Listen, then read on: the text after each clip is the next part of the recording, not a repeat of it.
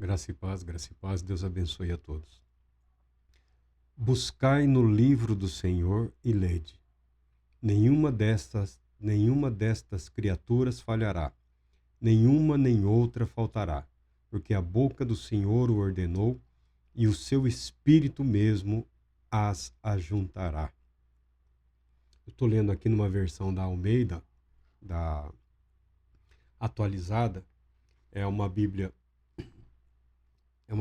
antiga, é um livro antigo, minha companheira, durante mais de 20 anos, essa Bíblia me acompanhou nos meus devocionais.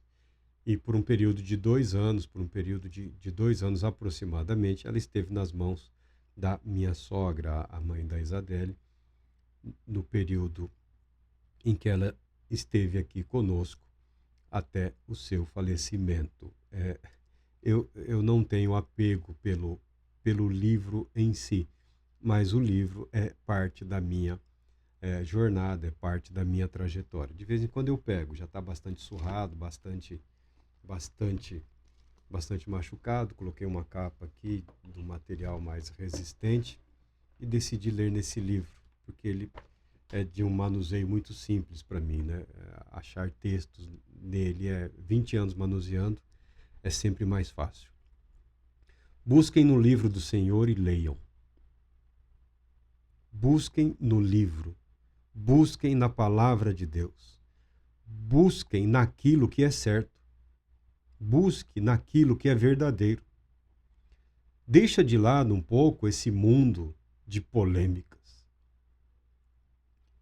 Vi um programa de televisão recentemente, o apresentador, a apresentadora, algumas notícias, e em quase todas elas a palavra era polêmica.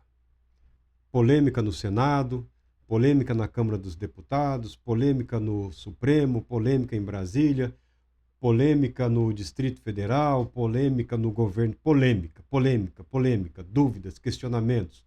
Aí aparece um que é a favor, aparece outro que é contra, né? Um fazendo oposição ao outro, ouve-se a direita e a esquerda, polêmica. Chega de polêmica. Em algum momento, nós precisamos tomar uma decisão. Ou deixamos de lado o falatório inútil, ou deixamos de lado a conversa fiada, ou deixamos de lado o disse-me disse, o falou, refalou, ou acabaremos sendo arrastados para esse mundo de polêmicas, que nada fazem além do que transformar as pessoas em meros espectadores. Porque todo dia haverá uma nova polêmica. Toda semana haverá uma nova polêmica. Na igreja também. Nas igrejas também. Polêmica. O Papa mal foi eleito, já tem polêmica. Né? Tudo é polêmica. O pastor mal assumiu a igreja, polêmica. O sujeito nem terminou a pregação, já tem um ali anotando, né? Grifando ali, polêmica. O justo é chamado, é convocado para viver pela fé, para viver pelo que é certo, e não para viver em função de questionamentos que não conduzem a absolutamente nada. O questionar não é necessariamente equivocado. Se você pegar o modelo de instrução, de formação do jovem, o modelo de instrução, de formação das escolas judaicas, eles não têm medo do questionamento, tá? Não tem medo das dúvidas. O aluno é estimulado, o aluno é estimulado a inquirir. Porque através dos questionamentos é que você transmite a verdade. Não é questão de confrontar ou de ameaçar, uma questão de tentar intimidar. É ajudar aquele que tem dúvidas a ser conduzido pelo caminho da verdade. É uma técnica, é um método. Lutero foi um grande polemista nos seus dias, Martinho Lutero. De vez em quando leio alguma coisa dele, ele tinha uma capacidade retórica muito grande, era um brilhante orador. E sabia fazer uso da argumentação chamada polêmica com o objetivo de apresentar a verdade por ele conhecida. Então, isso era um recurso de oratória. Ainda existe hoje, não é inválido. As pessoas que sabem fazer uso dele, as pessoas que sabem fazer uso desses recursos, chamado polêmica, né? Você apresenta um ponto, mas não com o objetivo da discussão inútil, mas com o objetivo de apresentar uma saída, de apresentar um caminho. Agora, o universo das polêmicas eclesiásticas, o universo das polêmicas dos ministros religiosos não conduzem ninguém a absolutamente nada.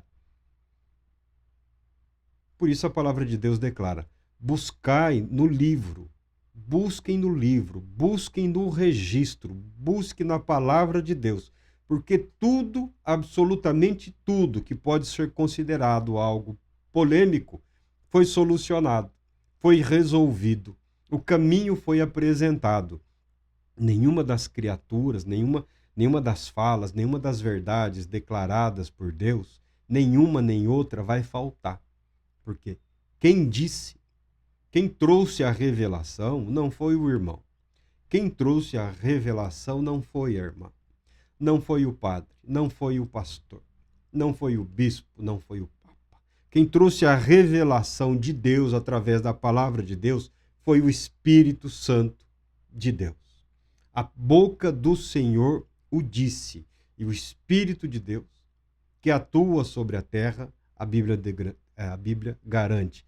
O próprio Espírito de Deus ajuntará, ou seja, realizará, dará forma, dará vida, trará à tona, vivificará. Viver pela fé não é simplesmente viver convencido da existência de Deus. Não. Eu conheço pessoas que estão convencidos de que existem seres extraterrestres. Não vou entrar numa polêmica inútil. Está convencido que existe. Eu conheço pessoas que estão convencidas de que não só existem seres extraterrestres, mas que eles estão vivendo entre nós de uma forma disfarçada. A pessoa está convencida. Estar convencido não significa que estar vivendo aquela verdade, aquilo do qual está convencido. É mais um quadro mental, uma paranoia, uma obsessão, uma confusão, um delírio.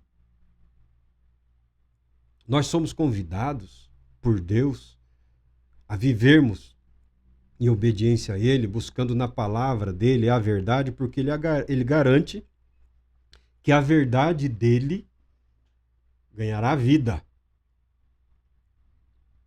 entre nós, nas nossas vidas, no nosso viver. Não é só acreditar na verdade. Nós somos chamados, convocados para vivermos a verdade. Porque a verdade, tal qual a fé, a verdade como absolutamente tudo nas questões espirituais, a verdade da palavra de Deus, a verdade, ela não é uma questão de convencimento. É uma questão de permitir que a verdade faça parte do nosso ser, da nossa natureza, do nosso caráter. A verdade precisa ser encarnada, tornar-se vida através do nosso viver. Essa é a atitude, essa é a decisão que nos conduz ao que nós estamos falando aqui. Agora estou resolvido a fazer aliança com o Senhor Deus de Israel para que se desvie de nós o ardor da sua ira. O rei Ezequias, o famoso jovem, 25 anos, assumiu o trono. Papai era um idólatra, mamãe, mesmo caminho. A situação estava muito difícil. O império, os exércitos do império assírio estavam ameaçando o povo de Israel, a nação de Israel. O templo de adoração a Deus estava fechado e no primeiro mês, no primeiro ano do reinado dele, ele decidiu, ele resolveu. Meu pai foi o meu pai. Vovô foi o vovô. Vovó viveu como deu. Eu resolvi confiar em Deus. Ele mandou reabrir o templo, consertar, reformar, convocou os levitas, os sacerdotes, e falou: voltem ao trabalho. Vamos adorar a Deus, o Deus dos nossos pais, o Deus que nos fez promessa, o Deus que nos garantiu a vitória, o Deus que nos garantiu o reino, o Deus que tem garantido e sustentado a nossa vida, apesar de todos os erros e fracassos do passado. Apesar de todo o passado. Sabe o que é interessante no passado? Passou. Já foi. Não significa absolutamente mais nada. É passado, já aconteceu, não pode ser mudado. Ezequias não podia mudar a maneira como o pai dele viveu. Ezequias não podia mudar a maneira como o pai dele governou. Mas Ezequias podia decidir, e decidiu, a viver em obediência a Deus, buscando na palavra de Deus, buscando no conhecimento de Deus, buscando na verdade revelada e transmitida por Deus, através da palavra, através dos profetas, através dos servos de Deus, porque nunca houve um dia, nunca aconteceu um dia sobre a face desta terra, nunca existiu um dia nesse mundo em que a palavra de Deus não tenha sido anunciada. E não será hoje esse dia. E não será hoje o dia em que a palavra de Deus será esquecida. E não será hoje o dia que o nome de Deus não será glorificado. Não é hoje o dia em que o Espírito Santo deixará de agir sobre a terra. Não é hoje o dia, e nunca ocorrerá esse dia, em que Deus deixará de ouvir o clamor do aflito. Nunca existiu um dia em que Deus tapou os ouvidos à oração daqueles que creem nele. E não será hoje, não será agora, não é essa hora, e não será na sua vida, não será na minha vida, não será nas nossas vidas, que veremos tamanha ruína, tamanha desgraça, tamanha destruição. Um Deus que não ouve, um Deus que não responde, um Deus que não cumpre as suas promessas. Deixa de lado o passado, deixa o passado onde ele está. Ontem, as tragédias, deixa e viva hoje. Viva hoje em conformidade com a palavra de Deus. Fale como Davi. No pior momento, nos piores momentos, o salmista dizia: agora será exaltada a minha cabeça acima dos inimigos que me cercam. Nos piores momentos, inimigo para todo lado. Ataques de todos os lados. Perseguido por conhecidos e por desconhecidos. Inimigos ao redor. Tudo pronto para a destruição. E esse homem de Deus dizia: agora eu vejo, agora eu sei, minha cabeça realmente, eu serei exaltado acima dos meus inimigos, porque eles estão exatamente onde o Senhor Deus quer que eles estejam, ao meu alcance, ao alcance da fidelidade de Deus. Estão dispostos em uma batalha, prontos para me destruir? Mas a promessa de Deus, a palavra de Deus que me manteve, que me sustentou, que me trouxe até aqui, garante a minha vitória. Por isso diz o profeta Isaías: não vos assombreis, não temais. Tem dia que assusta. Nós não podemos dizer, porque se a Bíblia fala não vos assombreis, é porque o sujeito está ali tremendo, está em pânico.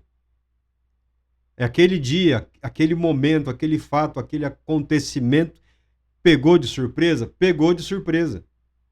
Muitas vezes nós somos surpreendidos. Não estávamos esperando, porque não somos loucos, não somos paranoicos, não somos sociopatas, não passamos 24 horas pensando em inimigos, em destruição, em tragédia, em miséria, em fome, em mortes e guerras. Vivemos as nossas vidas, nos alegramos com os nossos amigos, com os nossos familiares, trabalhamos, produzimos, acreditamos em Deus, mas acontece, infelizmente acontece, e às vezes somos surpreendidos. Fala, meu Deus, agora acabou. Agora ficou difícil. Agora não tem saída. Você até pensou, talvez você não tenha falado. Provavelmente quem falou foi né? Passou balançando a cabeça, falou, agora lascou. Esse aí já era. Esse aí está completamente arruinado. É só vela e caixão. Se é que alguém vai acender uma vela por ele. É assim, é a vida, isso acontece. Mas o que Davi conseguia fazer? Se ele falava antes da batalha, agora será exaltada a minha cabeça. Os inimigos te cercam. O impossível aconteceu. O intransponível, você chegou nessa barreira. Não dá para passar, Senhor. Não dá para ir para frente e não dá para voltar. Não tem como voltar, Senhor. Eu não vou voltar. Eu não vou desistir de te seguir. Eu não vou abandonar. A essa altura da caminhada, depois de tudo que eu vi, depois de tudo que eu vivi, depois de tudo que eu experimentei, depois de todas as boas sementes que o Senhor colocou no meu espírito, no meu coração, não. O deserto vai florescer. O milagre vai acontecer. Não vos assombreis nem temais. Não deixe aí os fatos, acontecimentos, as notícias que chegam como pedradas, como assombrações, como palavra odiosa de um inimigo furioso que só deseja a sua destruição, ou ainda que sejam palavras cínicas, né, com aquele sorrisinho lá. Não vos assombreis nem temais. Procura no livro, procura na palavra de Deus. Acaso desde aquele tempo, diz aqui o profeta, acaso desde aquele tempo não vô-lo fiz ouvir, não vô-lo anunciei? Acaso desde aquele tempo eu não fiz com que ouvissem? Eu não anunciei para vocês o que acontecer? Que tempo é esse? Desde que tempo? Isaías está falando com os seus, para aqueles dias. Quando buscamos na palavra de Deus, nós vemos as promessas. E nós somos colocados diante da disposição de Deus de não ocultar absolutamente nada. Coisas boas, maravilhosas e incríveis ocorrerão. E momentos terríveis também. Desde o tempo, para nós hoje, é desde o tempo em que iniciamos a nossa caminhada com Deus. Desde aquele tempo você foi orientado. Desde aquele tempo você foi advertido. Desde aquele tempo você foi preparado. Alegre-se em Deus. Alegre-se em Deus. Fortaleça a sua fé nas manifestações de Deus, para que nos dias difíceis, para que nos dias terríveis, esse ânimo, essa disposição não te abandone. Ainda que ameace te abandonar, busque de novo na palavra de Deus.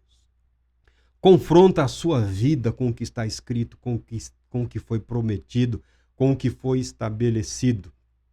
Deixa para lá as polêmicas, deixa para lá as conversas. Viva a sua vida.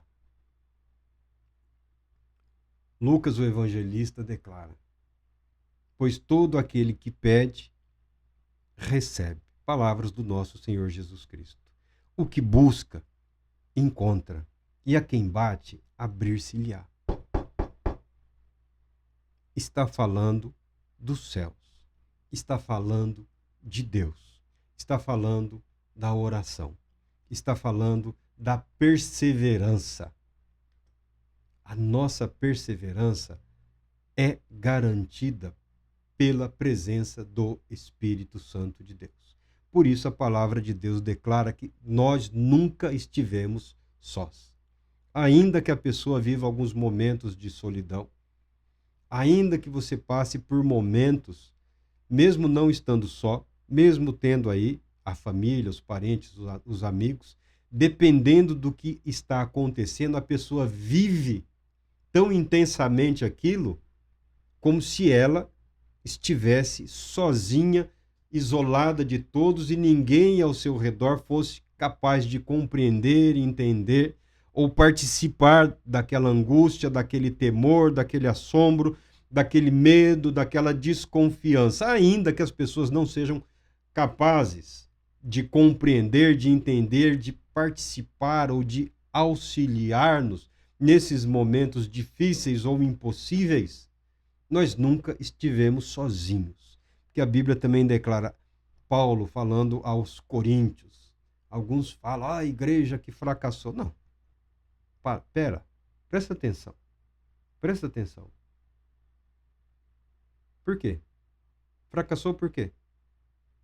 Por que a igreja de Corinto fracassou? Porque tinha pecado? Porque tinha adultério? Porque tinha orgulho? Porque tinha exibicionismo?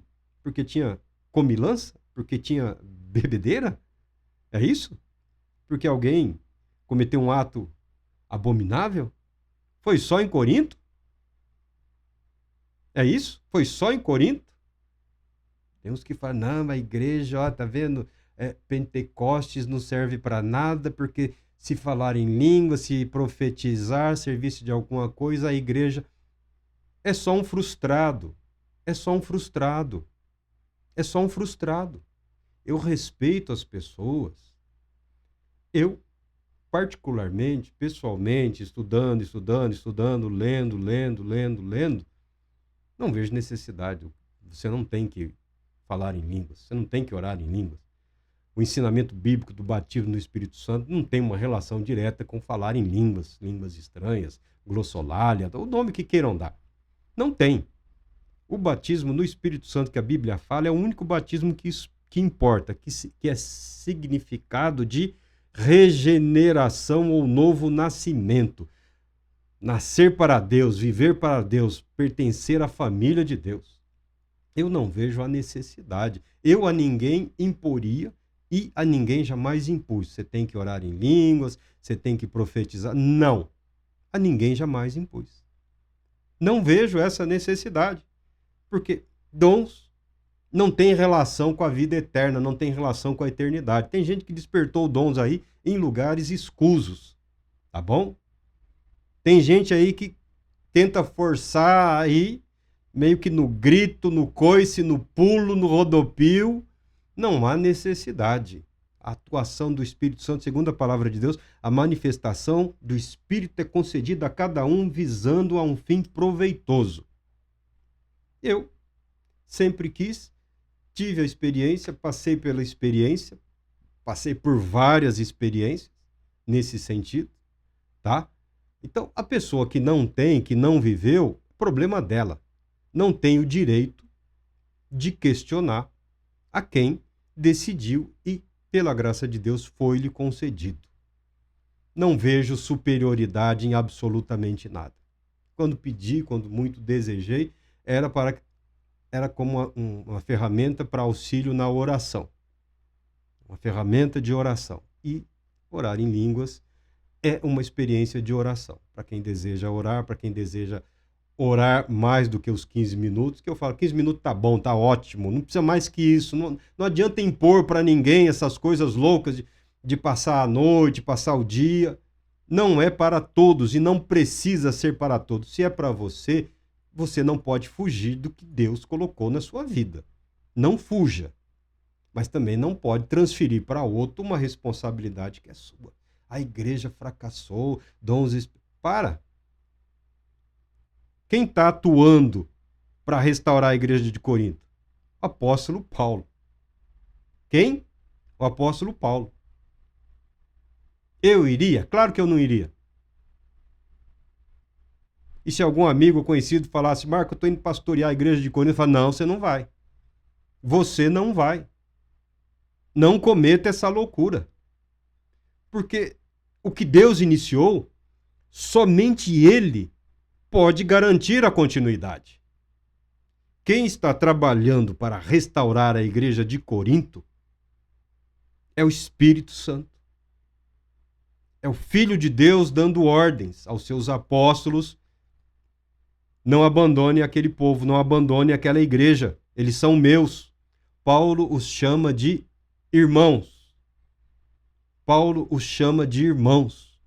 Quem está empenhado em dar continuidade à obra de salvação na sua vida não é o seu pastor, não é o seu padre, não é o seu vizinho, não é o seu amigo, não é o seu marido, não é a sua esposa. É o Filho do Deus Altíssimo, que ordena dos céus: não desista dele, não desista dela. Ele é meu, ela é minha. Eu vivi, morri, ressuscitei por eles. Eu não desisti e você não vai desistir porque eu não permito. É isso que a palavra de Deus ensina. Busque na palavra de Deus.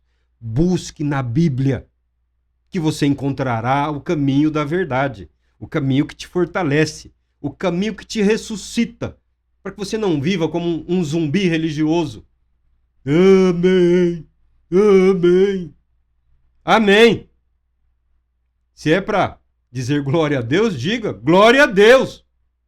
Glória a Deus, aleluia. Para.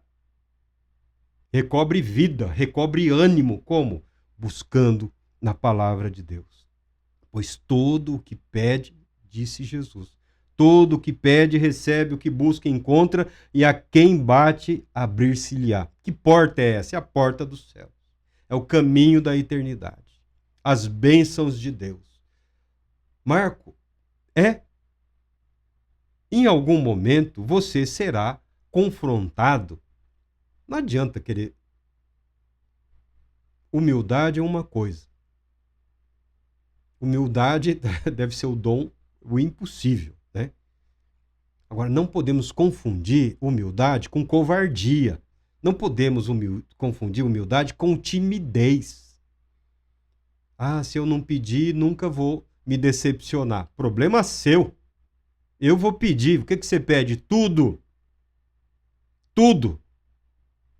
Pacote completo. Céu aberto. Se é para pedir, vou pedir tudo. Ah, é só um pouquinho. Só que pouquinho. Deus é Deus de miséria? Deus é Deus de ninharia? Acaso é Deus um avarento? Não existe isso. Não existe essa palavra. Temos direito a tudo. E a responsabilidade nossa permitir que essa palavra faça parte do nosso ser. Senhor, eu viverei, eu experimentarei. Eis-me aqui, Senhor. De uma forma ou de outra, o Senhor me levará para ti. As bênçãos chegam ou o Senhor me leva para as bênçãos. Ricamente abençoado sou, ricamente abençoado permanecerei, ricamente abençoado viverei.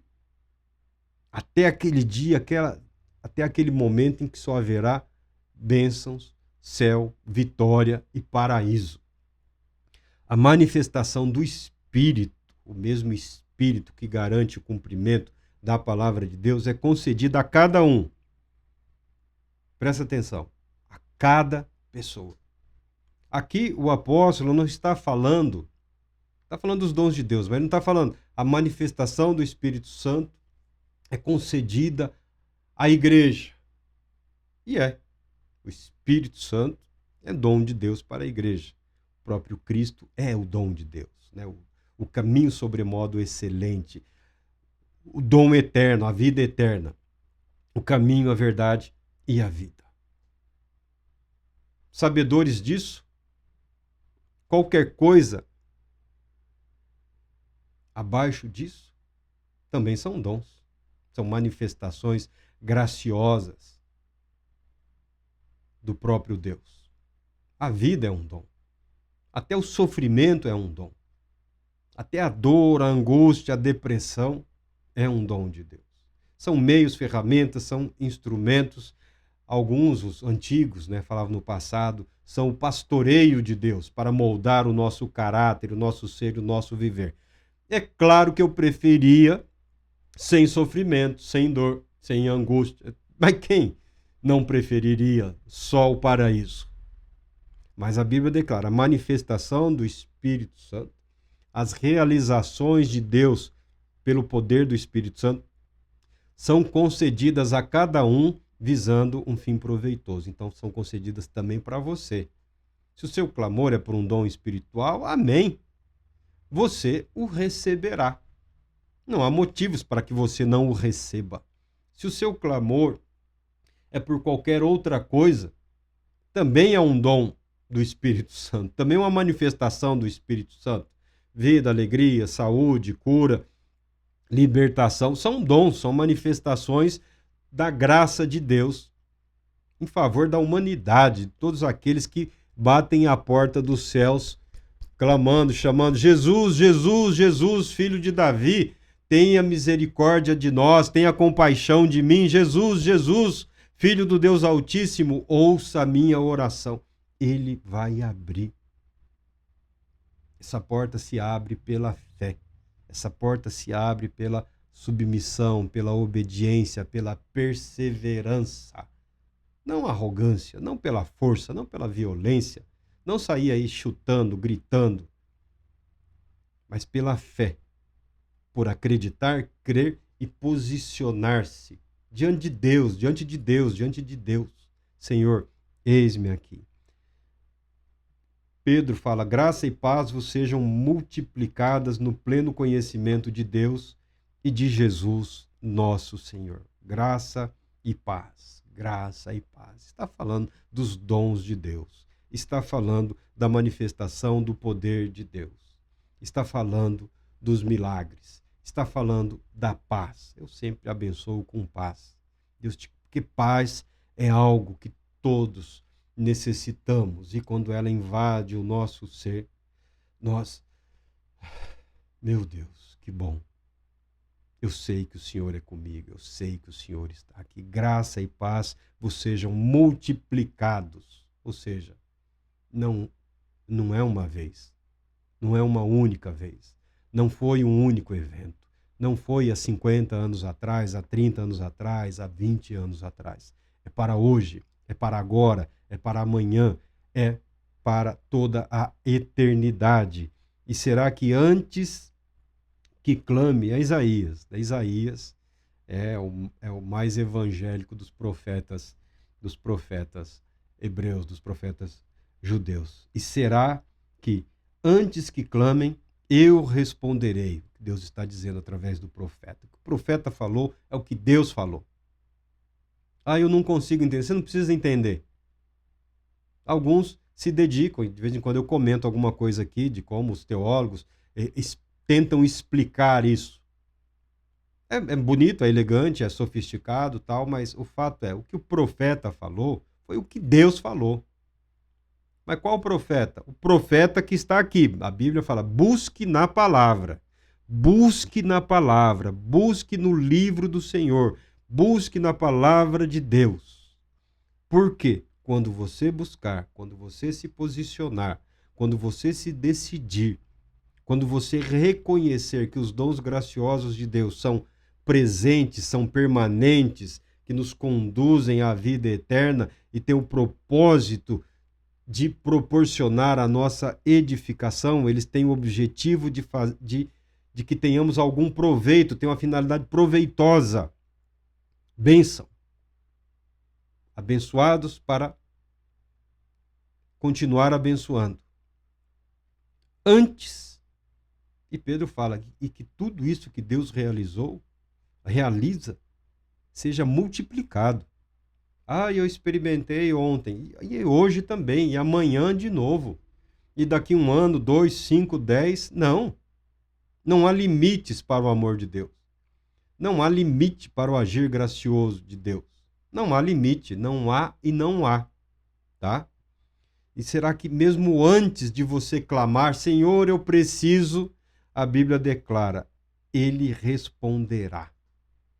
Antes que você consiga gritar o que está sufocado, que está te angustiando, que está inflamando no seu peito aí, que está fazendo o seu coração, você está com receio de dizer em voz alta, você está guardando só para você. E você precisa falar, mas a Bíblia declara que mesmo antes de você conseguir pronunciar, ele já terá ouvido e terá respondido. Estando eles ainda falando, eu os ouvirei. Deus garante isso. Essa é garantia. Isso é certeza. Se Deus ouve, a resposta vem. E por que não um sim? Quem pode impedir o sim de Deus? Quem pode? Quem tem o direito de impedir Deus de abençoar aqueles a quem Deus quer abençoar? Não permita que os pregadores de incredulidade contaminem a sua vida, a sua fé, o seu espírito. Isaías confirma o que o outro profeta disse. A palavra de Deus confirma a palavra de Deus. Buscai no livro do Senhor e leiam. Busquem no livro do Senhor e leiam. Nenhuma dessas criaturas falhará, nenhuma nem outra faltará, porque a boca do Senhor o ordenou e o seu espírito mesmo as ajuntará. A beleza do dia de Pentecostes não é os apóstolos falando em várias línguas ou em línguas diversas e pessoas de nações diferentes ouvindo Deus ser glorificado, cada um no seu idioma de origem. Não é isso, não. A beleza do Pentecostes é que o Espírito Santo está disponível a todo o que crê. A partir daquele momento, o ungido de Deus, a presença vivificadora, transformadora, a presença capacitadora do Espírito Santo não está limitado ao rei, não está limitado ao sacerdote, não está limitado ao profeta. O Espírito Santo passa a atuar de uma maneira plena na vida de todos os que creem, para que o povo de Deus seja o povo ungido de Deus. Ah, mas Davi, parabéns para ele, parabéns pela vida dele, obteve o testemunho de haver agradado a Deus, está registrado na palavra de Deus, os belos salmos, tudo que ele viveu, tudo que ele experimentou. A Bíblia testemunha da vida e da fé. Amém. Mas eu não sou Davi. Isaías, o grande profeta, glória a Deus pela vida do profeta Isaías. Eu não quero ser o profeta Isaías. Eu sou o Marco Antônio. Eu preciso do Espírito de Deus atuando na minha vida como Deus propôs que o Espírito Santo atuasse na minha vida. Eu não quero ser uma caricatura de alguém que eu sequer conheci, cuja vida eu tenho certeza de que foi um instrumento poderoso nas mãos de Deus, porque a Bíblia assim o declara. Eu quero a minha vida refletindo a glória de Deus. E você quer a sua vida. A sua vida não tem que ser um espelho de absolutamente ninguém. A sua vida não tem que espelhar o ministro religioso ou o artista religioso. A sua vida deve expressar a graça de Deus conforme Deus propôs no seu caminhar, no seu viver. Busque na palavra de Deus. Busque na palavra de Deus. Busque na Bíblia Sagrada. Tudo que Deus prometeu se cumprirá. Nenhuma nem outra promessa dessas que tocam o seu coração, que tocam a sua alma, que você normalmente não fala. Eu sei que você não fala. Eu sei que você fica até meio que, eu queria, meu Deus, eu preciso. Meu Deus, tá guardado. E você faz bem. E você faz bem. E você faz muito bem. E manter essas verdades, essas orações, esse clamor no quarto secreto, no quarto escuro, que é o seu coração, que é a sua consciência, que é o seu espírito, onde Deus está vendo e ouvindo atentamente tudo que ocorre, tudo que acontece. Deus não vai falhar com você. Deus não vai te decepcionar. Deus se revelará na sua vida. O amor de Deus, a graça de Deus, os dons de Deus se revelarão para você. Por quê? Porque o Espírito Santo está preparando, reunindo, mantendo, criando todas as condições necessárias para que a vida de Deus se manifeste e se revele. Deus Todo-Poderoso te abençoe, te proteja e te conceda paz, muita paz.